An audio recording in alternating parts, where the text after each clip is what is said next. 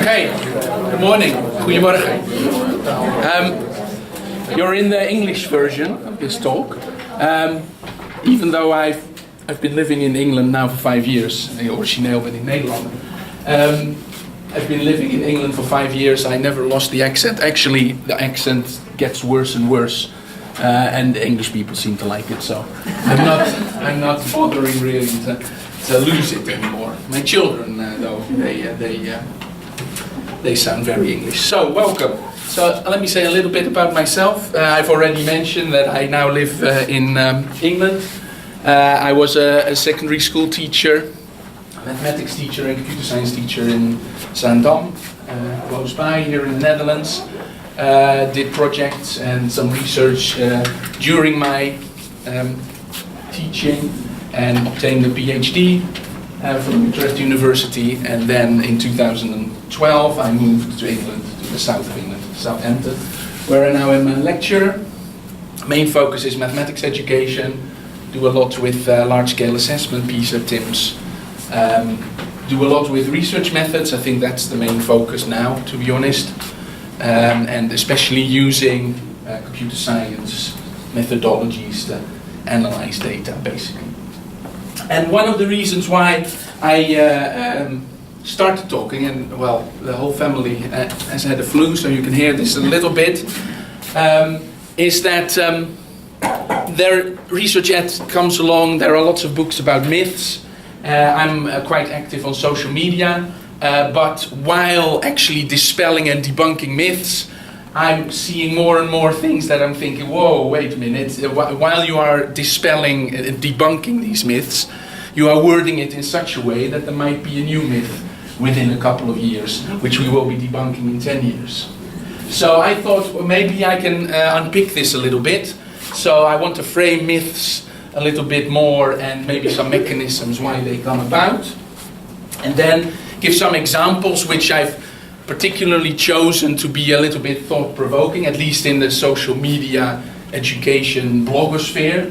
Let's say themes that are very popular at the moment and you might encounter many presentations about, and actually put in a little bit of critique and say a little bit more so that you become hopefully a little bit more critical. Perhaps you already are, but that was the whole ambition. I did feel I had to add that that doesn't mean that I'm necessarily against these things that I'm going to say later on. Yeah, because on social media the idea also is, of course, if you have a little bit of criticism on something, you must be completely a proponent of the exact opposite, because things polarize. It is not meant as an exhaustive review. I tried to add all the references and I've already uploaded them to SlideShare so you can have a look at the presentation. I don't print them out anymore. I hope you don't mind.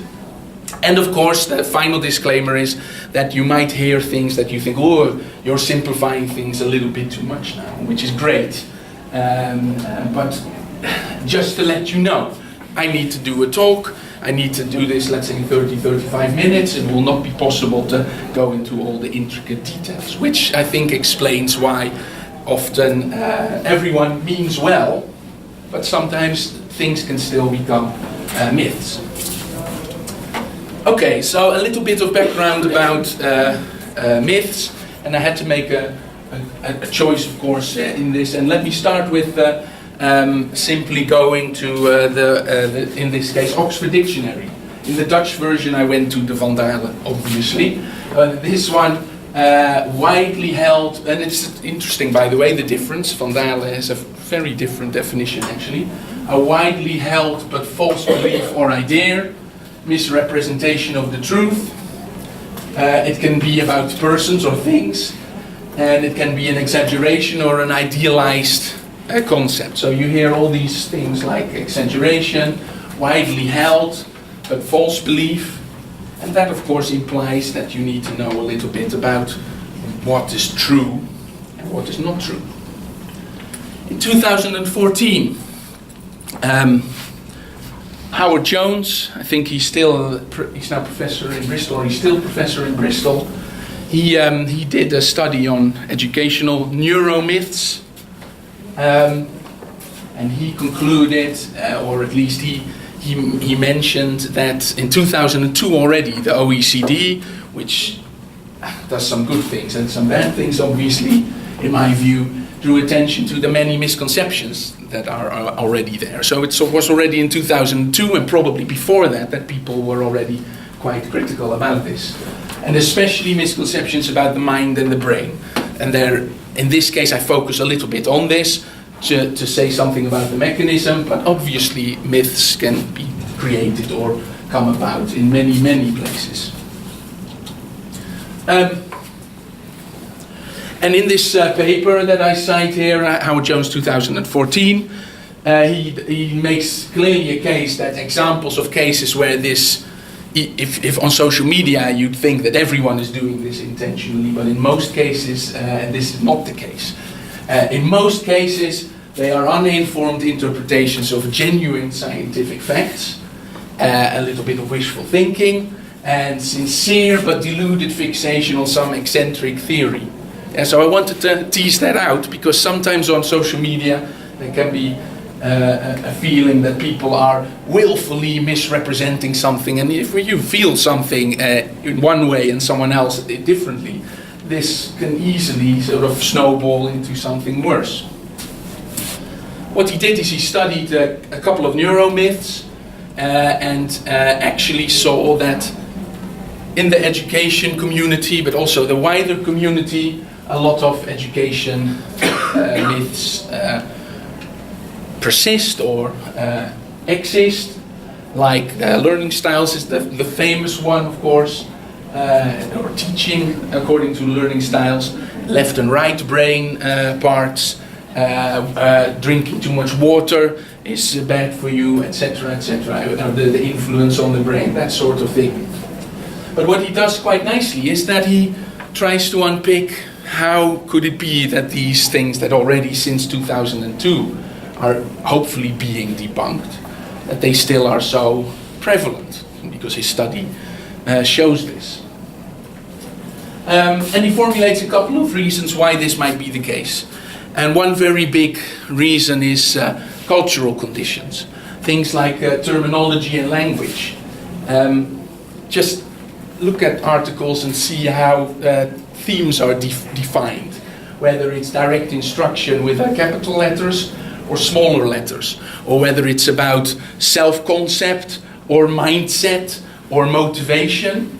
Many people talk about all these things as if they are all the same, but in a good scientific journal article they should be defined quite precisely.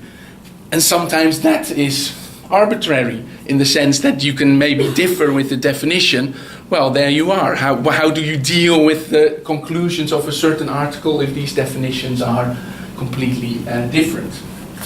I wanted to flag up, and at the end, as I said, the references. It's quite a nice paper, two papers by Lilienfeld et al., and they go into psychological terms to avoid, and pairs of terms that mean completely different things, but are often used in the same manner in normal speech.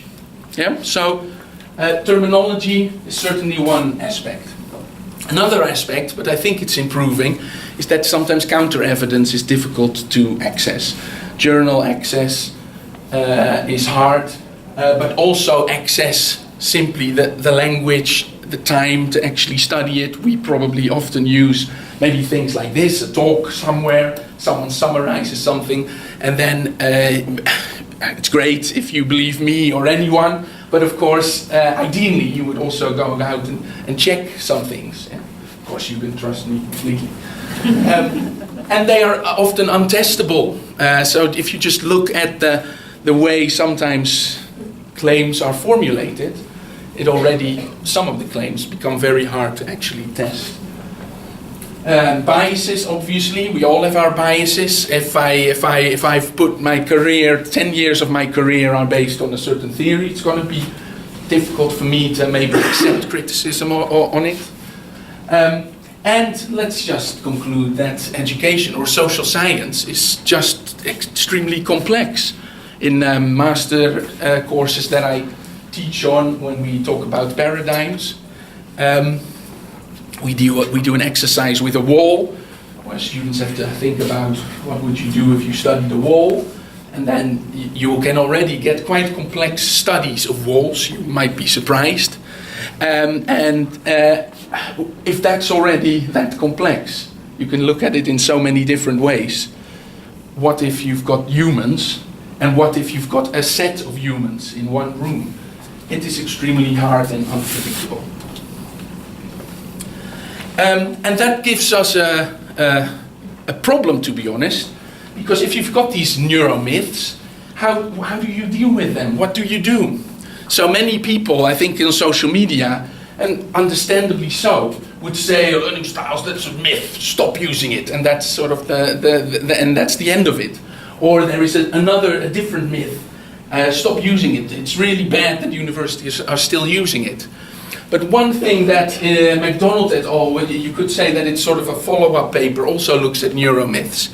What was quite interesting is that some neuromyths lended itself for saying not true, and that's it.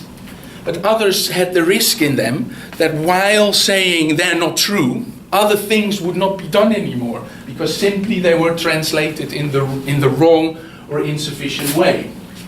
So in this case, I like this example about multiple modalities, things like imagery, pictures, and text. And then before you know it, it could be the case. In other words, this particular neuromyth presents a challenge to the education field, which is the learning styles neuromyth. And maybe we're thinking, oh, well, why difficult? Just don't do it. But for the wrong reason, it seems to be supporting effective instructional practice, but for the wrong reasons. To dispel this particular myth might inadvertently discourage diversity in instructional approaches. And there have been discussions about things like dual coding, etc., and images and text, and sometimes people saying, no, we shouldn't cater for. So the way that this myth then was translated in the education field let us down a little bit, because some stopped doing things that were perfectly fine. Spinach. I want to give this example because I like it as a case example. This is an example from a paper about iron in spinach. We all have been brought up with Popeye, iron makes you strong. And this is a case study, so it's one case in full detail, but I think it's quite illustrative to another mechanism and things that can happen while you are working in a scientific field or you are looking at research. This is a case example of an urban legend about spinach and iron. There is not significantly more iron in spinach, or at least it certainly shouldn't be the first food that you eat if you are deficient of iron. But the myth behind it is the way that this myth came about. And in the paper they say the truth is too simple. So sometimes we simply build a more interesting narrative about how myths come about and how things happened. So I want to go through this narrative because I think it illustrates a lot of the points that are still happening, and hopefully you will become a little bit more aware or vigilant while looking at studies. So this study first starts with a citation of an article from someone called Larson. Larson, 1995, says the idea that spinach is a good source of iron is a myth that was born in the 1930s due to a misplaced decimal point, causing the concentration to appear 10 times higher. Yeah? And this guy, Rectile, cites other people. So if I would read the Larson paper, I would find out that actually it wasn't really Larson who said this. Larson in itself cites someone else from 1981, Hamblin. And that already flags up one very tricky thing in literature. You actually are, this person cites Larson, but actually it wasn't Larson saying this, it was Hamblin in 1981. So you already sense hopefully something of a treasure hunt when you want to unpick where do claims come from, how do they come about? And even if you have many more references, there are a lot of education books being published at the moment in England, for example, and often they cite, sometimes they cite each other, which is fine, but it means that it's sometimes hard to unpick where is the original source of this idea. If there is a whole list of references, it doesn't necessarily mean that they are all different and very stringent experimental studies underneath it. So this guy, let's have a look at Hamblin. Hamblin says this: the discovery that spinach was a valuable source of iron as red meat was made in the 1890s. German chemists reinvestigated the iron content and had shown in 1930s, etc., etc. So Hamblin basically states this, and then this is from that page, but he doesn't give a reference for this. That's annoying.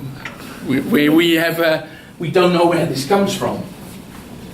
Later in 1985, Chronic, for example, noticed this and was very smart in saying not that it was true, but saying it has been suggested. Of course, if you say that others have suggested something, then you're free to go. You don't have to provide any reference. And this happens quite a lot in academic literature, to be honest. We shouldn't, but unfortunately we do. It was quite ironic that Larson and Hamblin were at the front line of fighting against bad science and academic carelessness. Which again, I would advise that can happen now as well. Then Sutton in 2010 picked up the whole thing and wanted really to find out what was happening, this is already years later, obviously. And he trailed it back, he got some hints from other people, etc. And it pointed to a person called Bender in 1972 already, etc., etc. But the point I'm trying to make, and I think the case study makes quite nicely, is that you have a web of references. We're trying to find out why was the myth created that spinach is a rich source of iron. People are saying, well, it was because of this decimal point, but we still haven't got any evidence, really, that it is the case. And Sutton unpicked even more, and he found out that there could be some good other explanations why it actually was the case, and could not trace down the actual reason. Hamblin, remember this was this 1982 paper that everyone was citing, finally to Sutton, who did this unpicking, 28 years later, said, "Thanks for pointing out my mistake of 20 years ago. I never could remember where I had first seen the decimal point story. I thought it was in Reader's Digest. Very pleased to see that you have uncovered the whole story and very willing to admit that I was wrong." Reader's Digest, I don't know if you know Reader's Digest, it is not the best source for any fact, probably. But in this whole interbellum period, you could say, a whole almost industry, you could say, of myths and follies and fallacies in medicine by these guys. They had a book series about myths. Hamblin debunked this even in this, and this is 1998, so it's already quite far down the line year-wise. In the second edition, most surprising thing, there weren't many things we had to change because all our myths that we described were pretty cool, so they didn't change anything. And these are books called Follies and Fallacies in Medicine. So the whole point being that in this whole period of 20 years, this myth about this decimal point has been perpetuated because of academic carelessness, you could say. And if academics are already doing that, sorry, it can very easily happen in other places. 2017, and quite an interesting study focused on dentistry and social media, and how did social media deal with dentistry articles. And because the idea was that scholarly articles and the curating of research on social media would be the state of the art and would be the next thing, but it appeared not to be realized in practice. And actually simplistic and naive use of social media data risks damaging the scientific enterprise even when you, if you're not careful. Yeah, so hopefully I made the case that you need to be careful, which is also something that other people try to instill. Pitfalls of popularizing new science. It's great that everyone, or that many people are interested in science and reading cognitive psychology and cognitive science, etc., etc. But there are pitfalls. There are pitfalls in academia, there are pitfalls in education, and I think we need to be a little bit careful. From this article, dangers are oversimplifying core concepts, overhyping new science, and actually Research Ed sometimes does quite a good job at also unpicking new fads. I don't really like that word, but new trends, and what is the evidence base, for example. And in this article they even say that because science is incremental and keeps on building, that it takes years and years and years before you really can say something might perhaps be true. And then 30 years later it's debunked. So they say ought to wait about 15 years before giving real recommendations for education. I think that's a little bit too long, but I think the point hopefully comes across that we need to be careful. Let me give some examples, and here we come into, depends on what your background is, perhaps territory where you think, no, this is not true, I know a paper that completely debunks this. And especially in England, I think Amsterdam is a little bit more relaxed perhaps than London, but it can sometimes really be very strong discussions about these things. So in England a lot of discussion is about behavior in classroom, for example. Tom Bennett is behavior advisor for the Department for Education, for example. Lots of discussion about behavior in classroom behavior. And this was a paper that was quite popular on social media, say a year back. Because this surely shows, this study, that we need to tackle this immediately. Because look, it costs classmates a lot. Basically the paper says something like it's going to cost over the whole career, some disruption might end up costing about $100,000 less earnings. And the underlying study is this study, Carell et al. And actually, many of these papers I like quite a lot, but you do need to unpick them, because there are assumptions and there are data analysis methods, there are all kinds of things that I think you should be critical about, and limitations, like any study. I'm not saying anything that inquiry learning have the best studies. Basically, social science has a lot of limitations, and I think making this clear is what should be more important. One thing that I immediately noticed in this paper, the long-run effects of disruptive peers, is that actually they equate peer disruption with domestic violence, which in my view is quite strange. I wouldn't make this jump. I think they say there is a correlation between the two, so if they study this, they can say something about this. I thought it was quite a big jump. One thing that I would advise you to do immediately is to look at the discipline where it comes from. And again, without saying one discipline better than the other, economics has a certain background using certain statistical models. And that certainly also plays a role. In this case, for the people who are statistically well versed, they use significance testing with 10% alpha, which is high.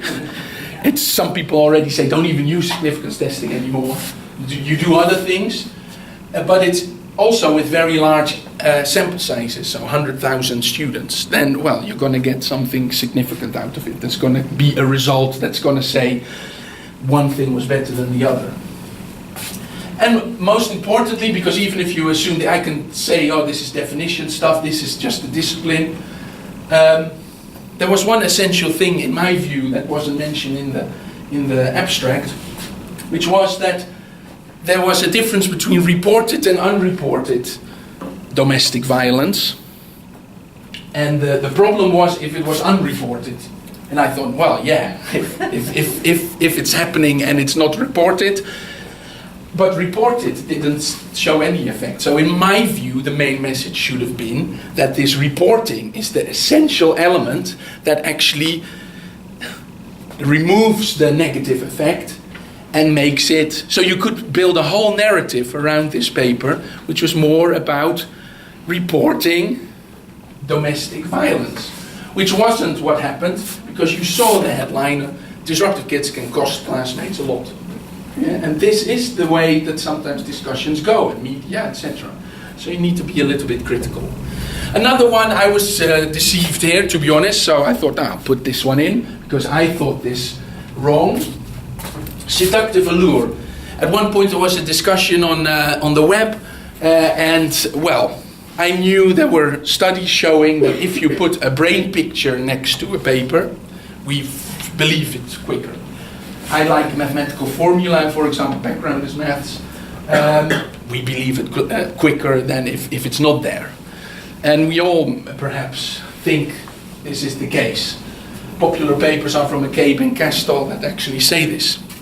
There was a review, and all my truths were shaking when in Fair and Hook in 2013 reviewed the so-called seductive allure. So that's the term that is being used. You are being lured into you're seduced by this nice brain picture. And they said little empirical support for the claim that brain images are. I thought, wait a minute, I just told someone that it was the case. So I've adjusted this. I first looked at this paper because, of course, anyone can say it's not true. It looked quite solid, so I'm adjusting my views on things all the time. Until in 2016, Hopkins et al., I must admit that I think that they are related to the original ones. You see that quite often, that you get sort of ping-ponging, no it is true, no it isn't true. This ping-ponging between experts, who said that perhaps an alternative explanation, that rather than that it's about the brain pictures, it is about, it might be a more general bias about simplicity rather than really the brain pictures. But they then said, well, we're still studying all these things. I find that very fascinating. This is, I think, from one of the papers about seductive allure, because well, we do think that it's a very precise science if you measure something in your brain, more so than if I ask your opinion on a Likert scale, which brings me quite nicely to one of my hobby horses. So sorry if some people get extremely annoyed that I keep on banging on. This is quite popular at the moment, certainly in England. And I like it. Let me start by that. I need to make this disclaimer because I read a lot of it. Cognitive load theory. Good summary is this report, appeared quite recently. Though not completely up to date. That's also annoying in science, that it takes 2 years to get something published, and it's so slow, and social media is much quicker. There sometimes are different schools of thought. It's also a bit annoying. Which school do I need? I want one advice. I'm teaching tomorrow. I need one advice, not two schools and a lot of nuance. And it mentions some limitations of cognitive load theory. I don't know if you know cognitive load theory, but the idea is that this is tricky, of course, if the cognitive load theory expert in it. But basically, you can working memory is limited, and you can overload the working memory. Yeah, I'm going to leave it at that because otherwise I need to do a whole lecture on it. But most of the studies are measured like this. So the load, and I thought at first that perhaps it was a bit more sophisticated, and there are studies with EEG and with fMRI coming about and dual task, but 80% I think of the studies use this Likert scale to measure how much load there is on your brain or student's brain. This doesn't seem, to me at least, extremely, but it seems quite subjective. Yeah, I'm going to leave out there. because I want you to be critical and think, oh, I didn't know that. There were some people came by a different talk where I had the same thing. I didn't know that. It does sort of make you think, hopefully. And why is this important? Because, and this is going to annoy people who love John Sweller's work, and I like it, but if John Sweller, he wrote this stuff, actually says that based on this, there is no place in the classroom for problem-solving, inquiry-based learning and other common pedagogies. Maybe you know that the cognitive load theory work says explicit instruction is more efficient.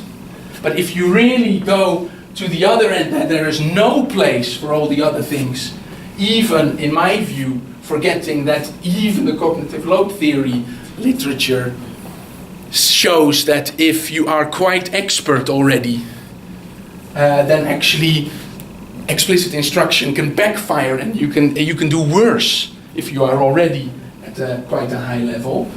Then this is simply not true. So don't write it. But people are reading it and thinking, perhaps, oh no place, you see, I was right. I need to do explicit instruction the whole hour, like I'm doing now, for example. Or another hero in social media in England is Hirsch, E.D. Hirsch. I don't know if you know him. Latest book about knowledge, cultural knowledge as well. And Hirsch says in his book, and that's why I put it in because it's such a popular book, inequality has increased in France after the Jospin law was introduced. And that was a very student-centered law, and because of that, because it was a student-centered, look, you are basically duping whole generations. And I looked at the data, I'm going to fly over this, I looked at the underlying data, and to me it doesn't seem that there is new data, he didn't have this one, so this is slightly more sort of diverging, but still some categories weren't included, and I'm pretty sure he didn't mean it that way. So some people say, oh, are you accusing him of doing false things? No, I'm not.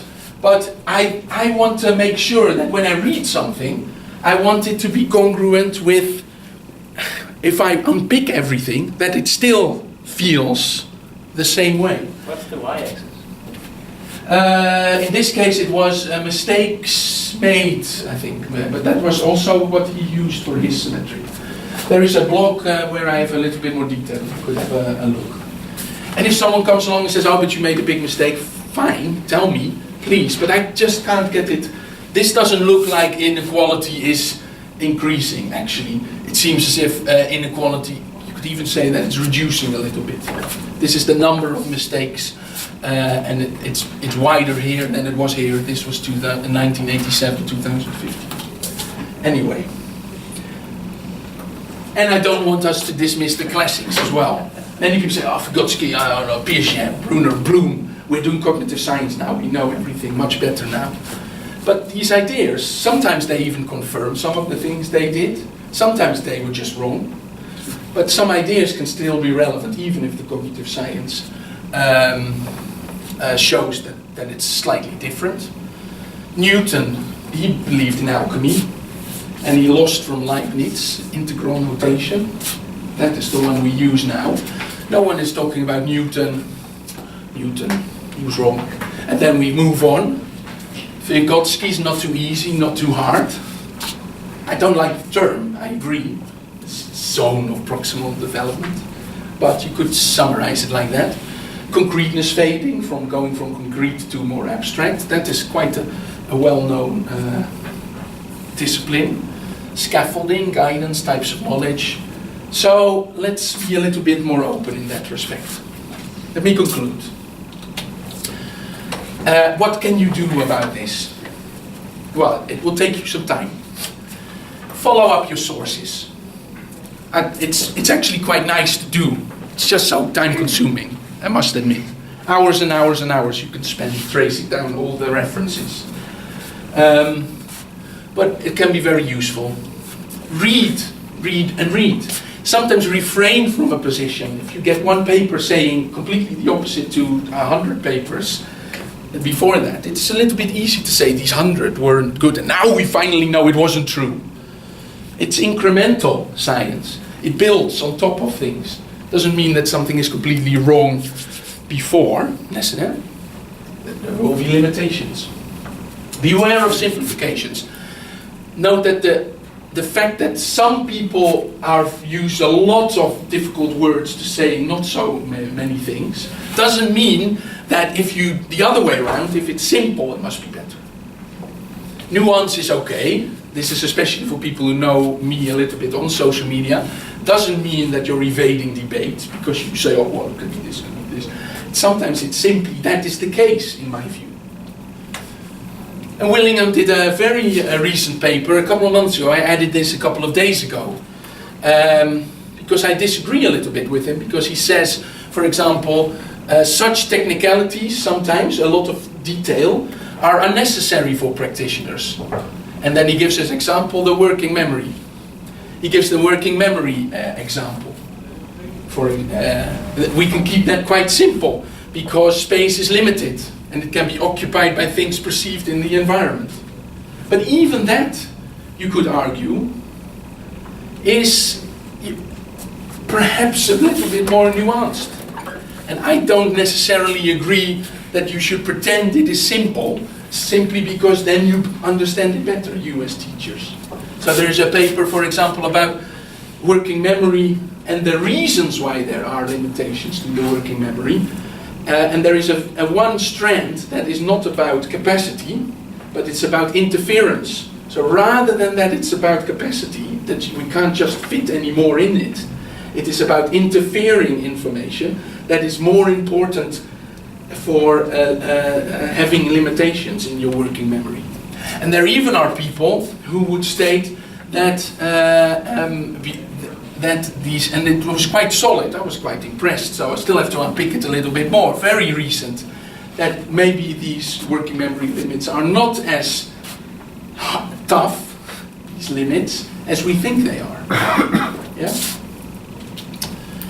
15-year rule might be a bit too much, but I like it if at least you add a little bit of scope and disclaimer. So if you read a study and you read something, if it's about secondary education, it is quite a stretch to go to primary and to go to higher education level immediately. Lots of studies are actually done with undergraduate psychology departments. It would be useful to know these things and educate them. So there was some insight from Hopkins that you can actually explain things quite nicely, help people to better understand what makes something a good explanation. Because you can also do explanations that are worse. You remember the myth rather than the debunking of the myth. And maybe it's social science. We sometimes simply need to accept that social science knowledge isn't as hard. It's not zeros and ones than in the natural science. And that knowledge actually, it's a lesser form of knowledge in that sense. We simply don't always know whether it's true or not, and maybe we should just accept it rather than think that we can. That's it.